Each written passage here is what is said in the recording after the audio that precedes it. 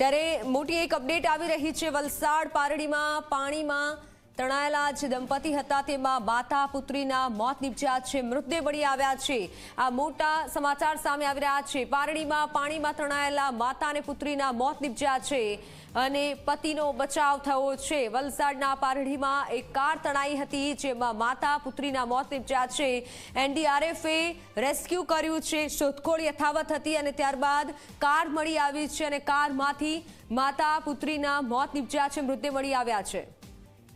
Phone line પર સંવાદદાતા ઉમેશ જોડાઈ ચૂક્યા છે। ઉમેશ, પતિનો તો બચાવ થઈ ગયો પરંતુ જાણકારી એવી મળી રહી છે કે માતા પુત્રીના મૃતદેહ મળી આવ્યા છે। હાલ ત્યાં કેવી પરિસ્થિતિ છે?